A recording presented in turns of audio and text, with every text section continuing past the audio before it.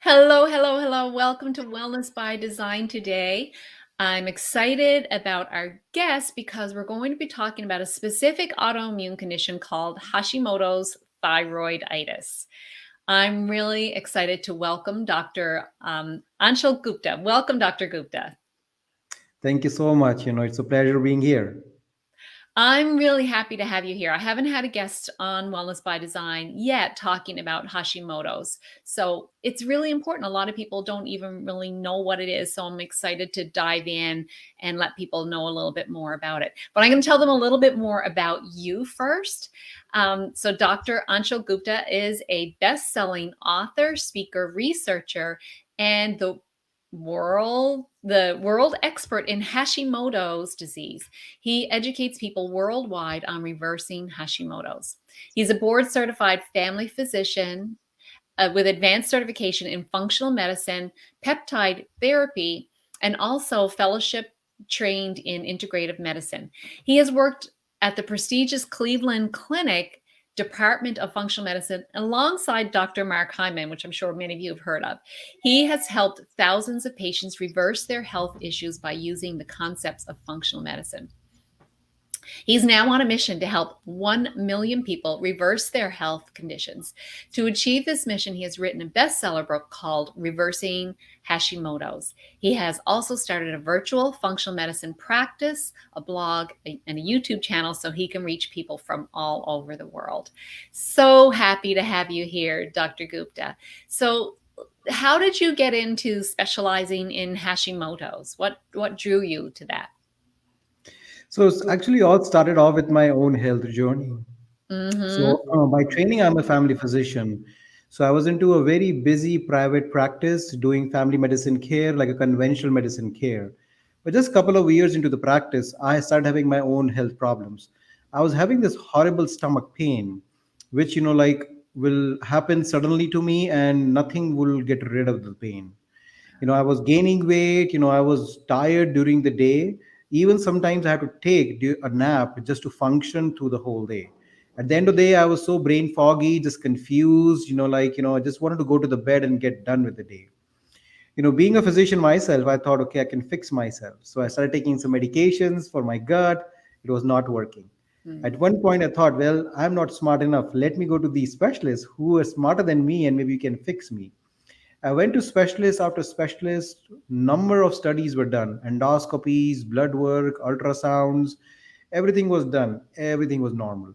They could not find anything wrong with me. But I knew I was suffering every day. Right. And they had no idea what to do with me. They just added more medications. And I was just 32 years of age at the time and still suffering and taking 5 to 6 medications. At that time, I was like, without hope of any improvement, I was completely lost. So that was very scary feeling for me.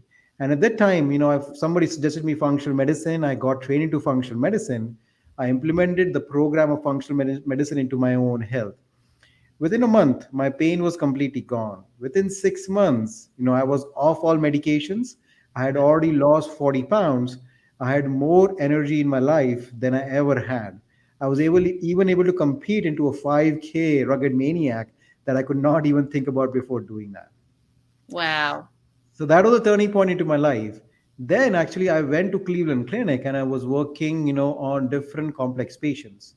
And I was seeing these Hashimoto's and thyroid patients, and they all had similar plight, similar to mine. They were all taking medications, seeing regular doctors, still suffering. They had health problems like weight problems, they were brain foggy, they were tired, they had gut problems. They were trying to get them better, but nothing was helping. So I could instantly connect with them, and I said, okay, I need to do something for these people because they need my help. So I started researching into Hashimoto's and thyroid disorders, and that's where I started developing research-based protocols to help these people. I implemented those protocols and saw phenomenal results.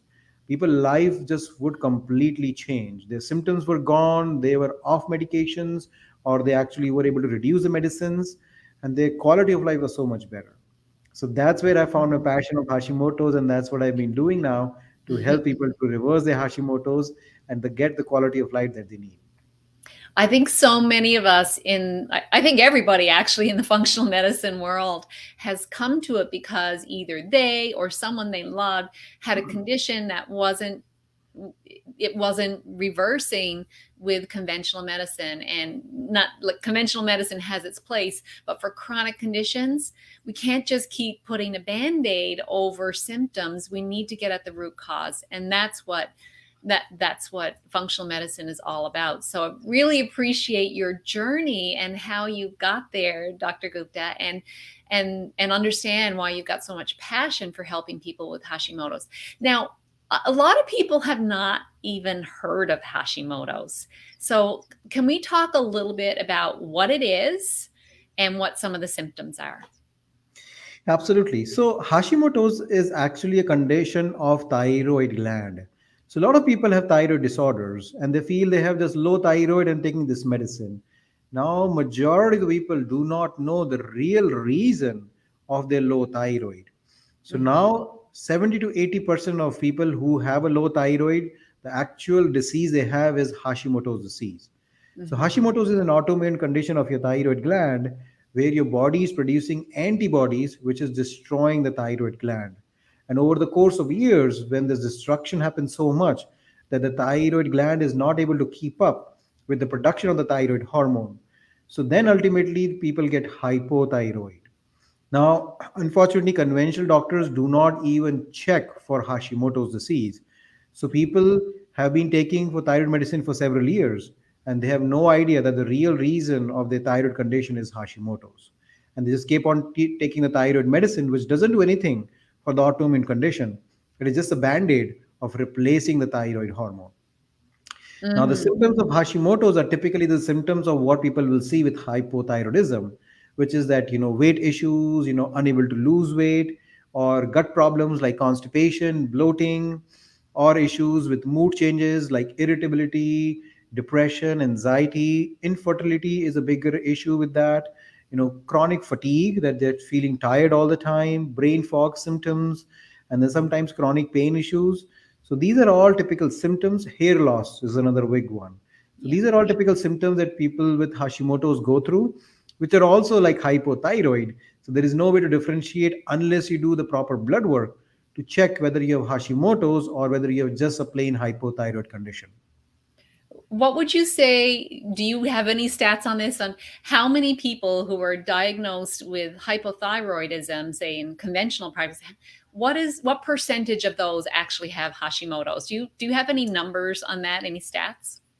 Right. Yeah, absolutely. It depends on country to country and region to region, but overall, 70 to 80% of people currently who have hypothyroidism, the underlying issue is Hashimoto's.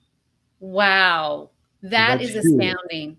I mean, I Yeah. know many, many people who are taking thyroid. It's almost like, oh yeah, it just runs in the family. We all take thyroid. And so you're saying 70 to 80% of those probably have Hashimoto's. In other words, they are on the autoimmune spectrum. They got an autoimmune condition.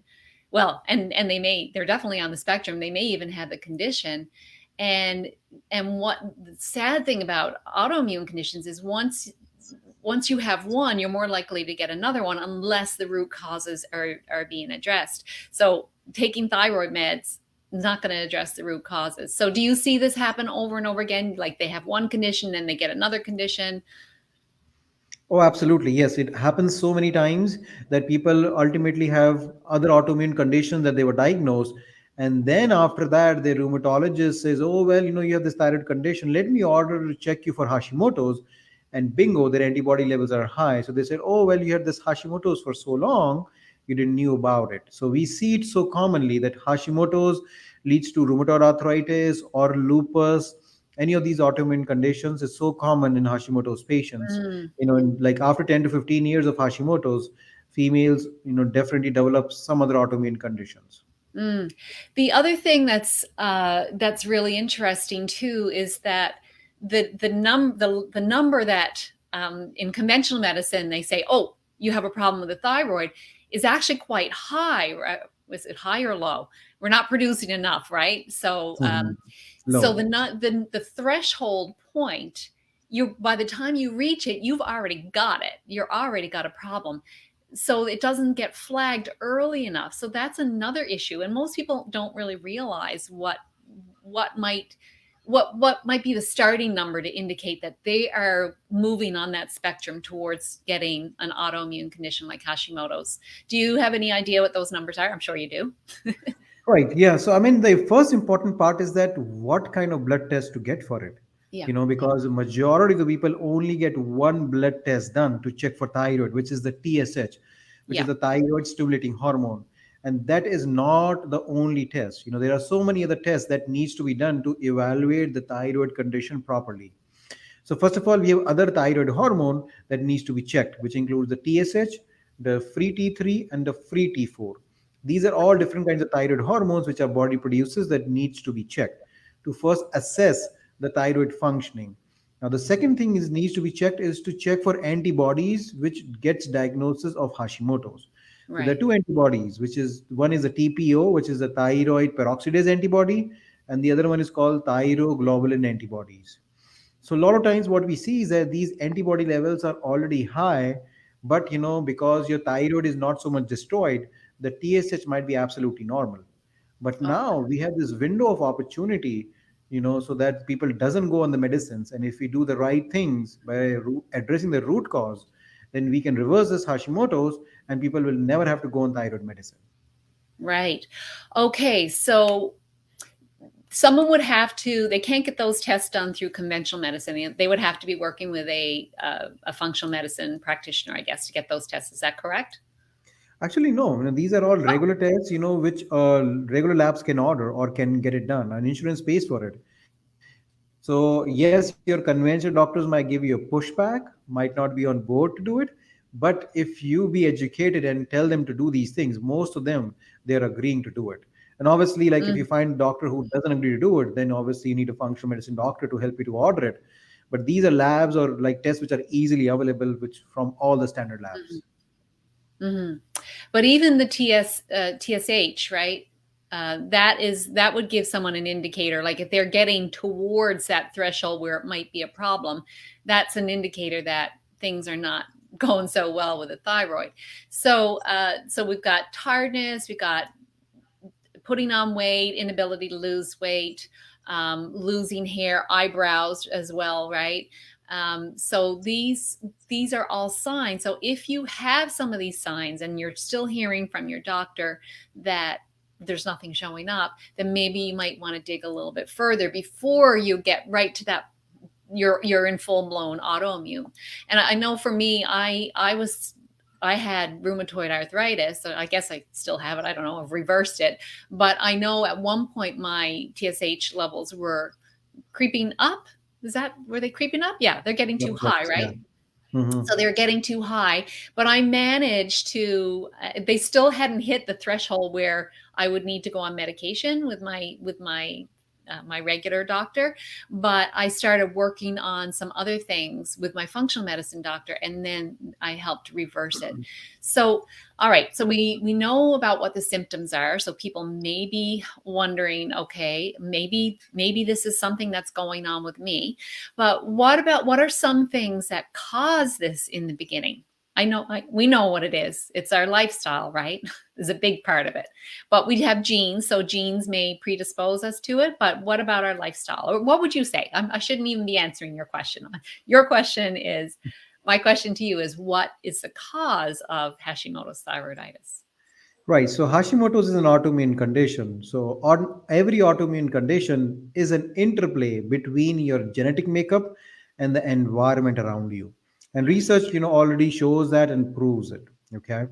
In Hashimoto's, I feel there are five main category of triggers which leads to the development of Hashimoto's in people. The very first category is food sensitivities. We food is medicine, but sometimes food can also be a problem if you're consuming the wrong food.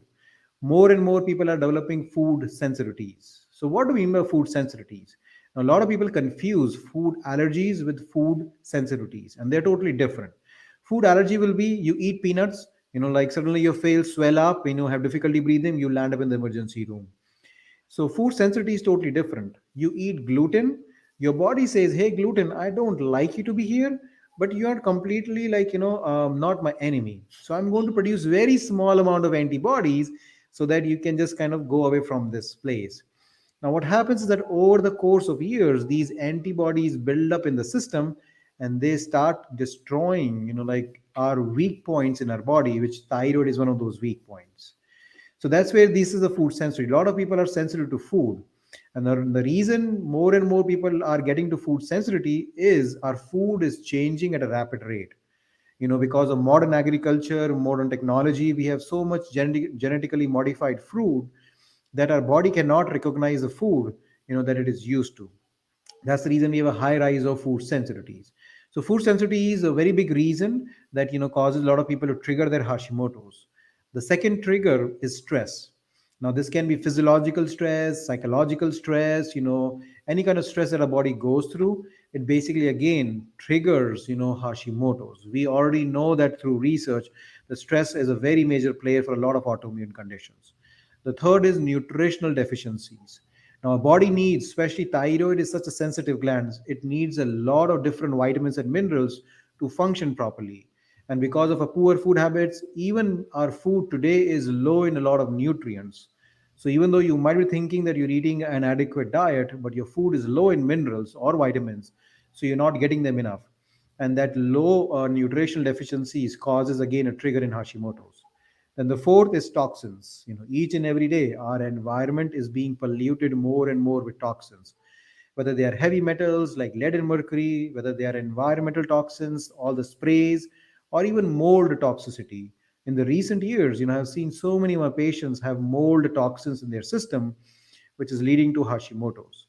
And the last is infections. Chronic infections can lead to Hashimoto's. We know about Epstein Barr virus, which causes Hashimoto's. Parasites in the gut can cause Lyme disease and other viral infections. All of those things can cause it. So these are Uh, the main five major triggers. Obviously each and every them has so many things to explore, but these are the big five main categories which leads to Hashimoto's. oh, it's sort of a little overwhelming because a lot of these things are around us all the time, and people may not even be realizing, say, toxins, for example, that they're exposing themselves to toxins every day, and especially women, where you have a lot of chemicals we put on us, right? I forget the number, but it's a lot of chemicals. So there's that. People don't realize mold in their house, how sick it can make them, or in their workplace. Um, and the getting back to the food sensitivities, and in particular gluten, because I know that the protein that gluten is made up of is very similar to the protein in the thyroid that the thyroid is made of. So would you say that the immune system has trouble distinguishing? Is that part of the problem?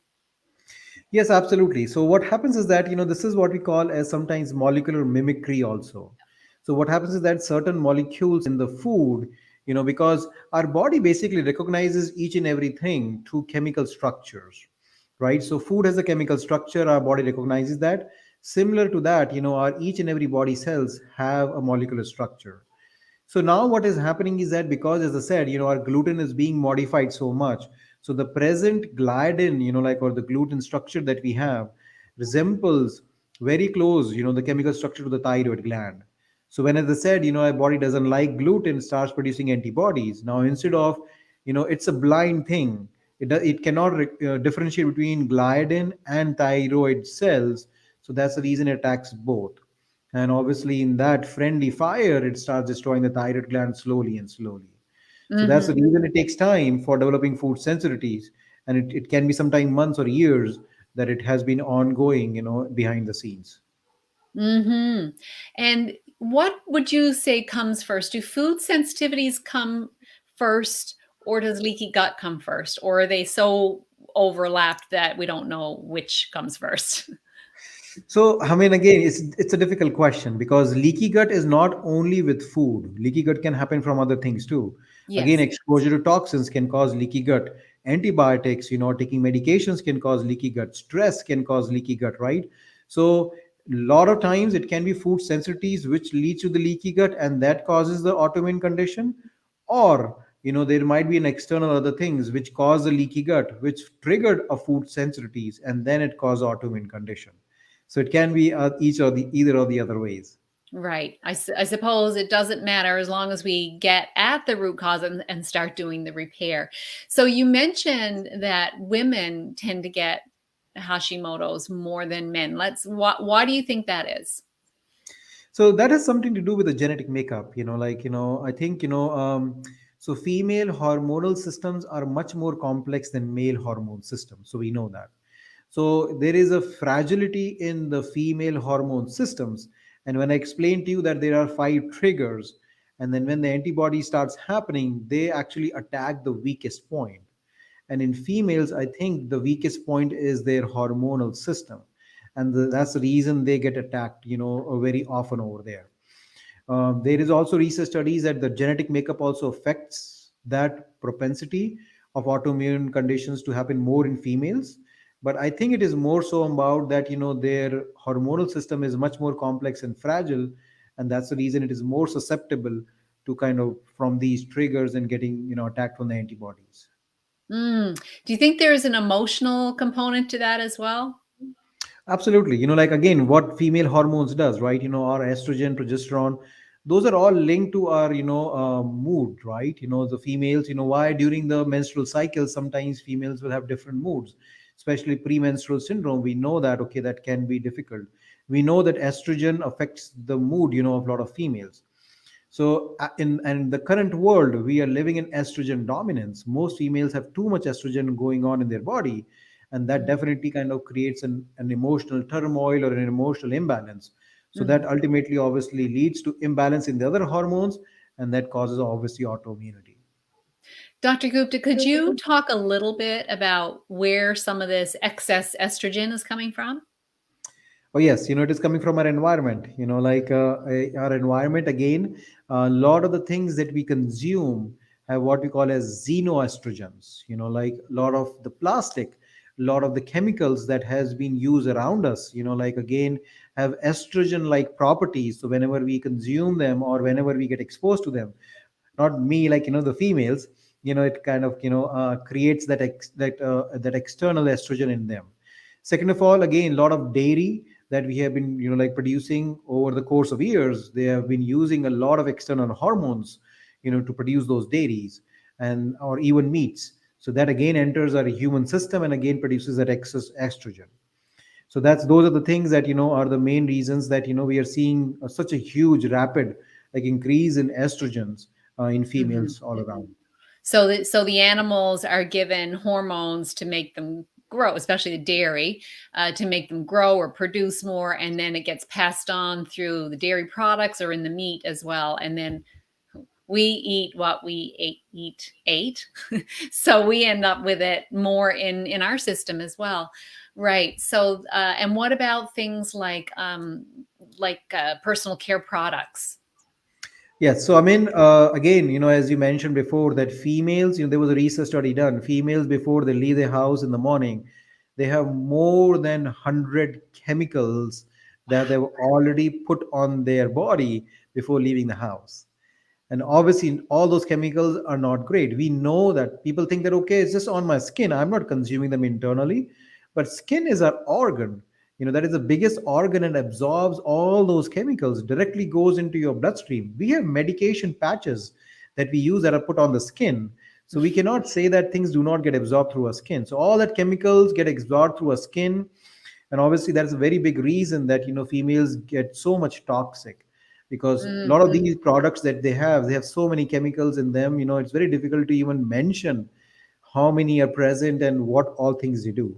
But definitely they contribute and go and directly attack the female hormonal system. And again, a very major reason of the imbalance that we are seeing in female hormones, which estrogen dominance, infertility is on a rise, endometriosis, PCOS, all of those things, are because of all these chemicals that we have been putting into our body. Scary. Okay, so you've got a three-part system. So can we hear a little bit about that? Or at least Absolutely. So three-part system, yeah. So three-part system is like kind of very basic and kind of makes sense. So the very first step is that figuring out where is that root cause. So, like I mentioned, those basic five categories of food, toxins, infections, stress, nutritional deficiencies and stuff, right? So now we have testing available. Now these testing, unfortunately, are not available by regular doctors. So only a functional medicine doctor have access to these advanced tests to figure out what is the trigger. Because first we need to identify where is a trigger, what all things we need to address. So that's the very first step. The second step is start fixing, this thyroid, which is being broken or being attacked, and work on this inflammation. So that's where I developed this mitothyroid diet, which helps to kind of repair the thyroid and also reduce the inflammation. As well as we start introducing some supplements that again helps to reduce inflammation in the body as well as support the thyroid gland. And the third step is basically removing all the toxicities from the body, the root cause that we identified on the first step, so that we can get, the permanent reversal of things, which includes obviously looking at the toxins, removing them, or looking at the infections, the stress as a toxin, we work on, removing them.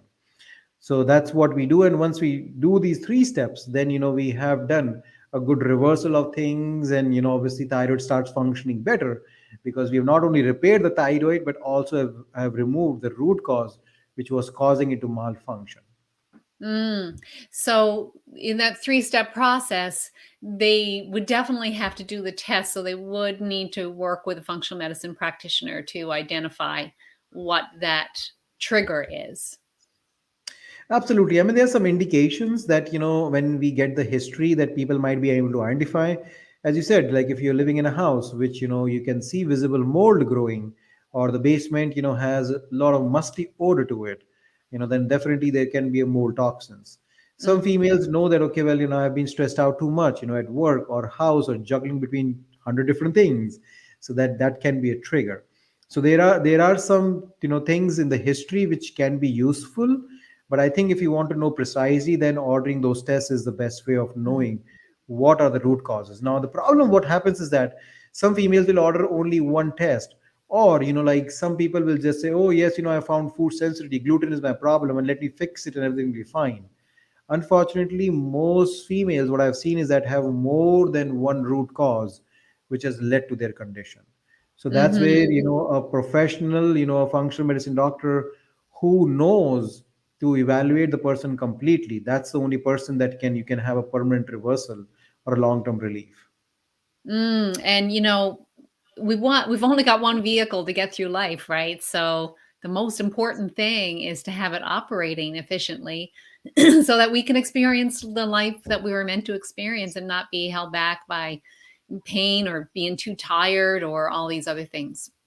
So I always, before I, yeah, I'll ask you this one question I always ask all my guests, which is, what's one action someone could take today to improve their health?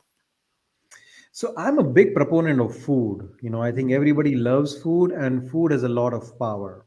It I think a does. lot of people know what to eat, but I think what I want to focus is what not to eat, Mhm. because there are so many foods, which are around us, which are causing harm to our health. So I think there are certain foods, which kind of, like a lot of research now suggests that we should be staying away from them.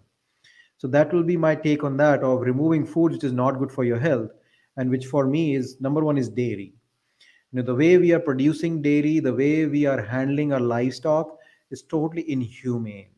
Mhm. Even though we might not be giving hormones to them, let's say, anymore, but the way we have fed them, or way they're crammed up, it is definitely inflammatory. So I'm like big proponent that almost everybody who has an autoimmune condition, or even for health purposes, should stay away from dairy as much as possible. Mhm. The second one is gluten. Again, our gluten has been completely changed from what it was, couple of 100 years ago. So our body cannot recognize it, and we are seeing an uprise of gluten sensitivities. So that is the second food that most of my clients stay away from. The third thing is, fried food or fast foods. Like, yes, we already know, everybody knows that, but I just want to repeat that thing again. Going to kind of fast food joints or doing that fried food definitely is very harmful for your body, and you should definitely stay away from it. The last thing is sugars. We are living in a time where almost every second food that we eat has sugar hidden into it. A lot of people, they come to see us, I don't eat sugar. And once we start talking, then they realize that they're eating so many foods which have sugar hidden in them, and they Yeah. had no idea.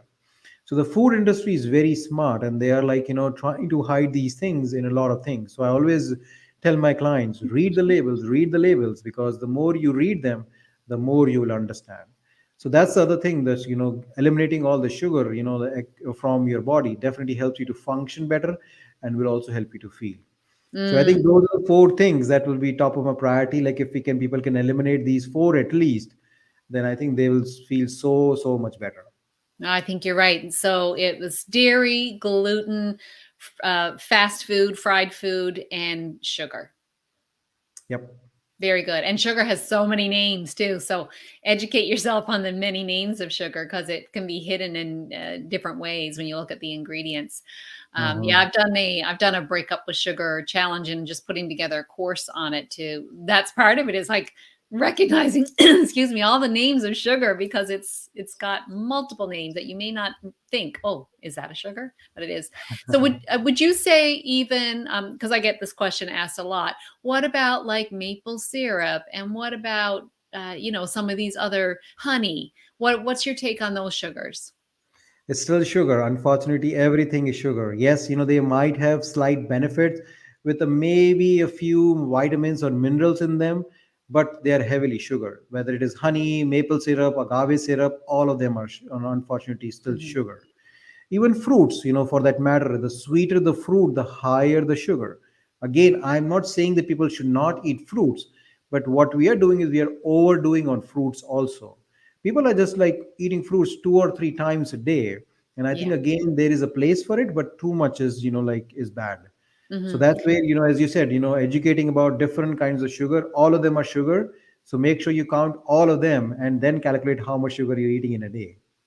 Yeah, I know some people think, well, fruit's good, so I can eat as much of that as I want, but it still is sweet in our body, and it also keeps the cravings going. It keeps the cravings going, keeps us wanting to have it. So that's such great advice. Okay, Dr. Gupta, is there anything we haven't covered yet that you'd like to cover?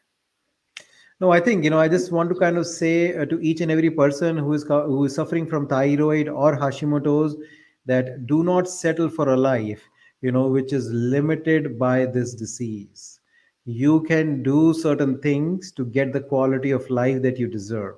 So do not let anybody tell you that you have to live this way of life for the rest of your life. If you take the right steps, you can get better. Ah, such good advice. All right, where can people find out more about you and your book? I know you mentioned that you have a quiz on your website. Yes, so like again, we have this root cause quiz. So we spoke about these 5 categories of root causes. So I made a simple quiz for people where they can go and answer some few questions, and that can give them some idea about what category of root causes they might be dealing with. So they can go on our website. They can find me over there, obviously. So website is anshulguptamd.com, which is ANSHULGUPTAMD.com. And then over there they will find the link to the quiz. They can take it, and obviously that helps them out to identify it. And obviously I have a YouTube channel. People there, I share a lot of information. So if you can find me on social media with Anshul Gupta MD name also over there. Well, we'll have all the links in the show notes for everyone so they can find you and go to your website, take that quiz. Thank you so much for being a guest on Wellness by Design today. I know you've given the audience such value, and I really appreciate you sharing your expertise about Hashimoto's thyroiditis with our audience. Thank you so much, Dr. Gupta. Thank you. It was really a pleasure talking to you. I'm glad I was able to make it over here. And thank you to everyone watching and listening. Have a great day.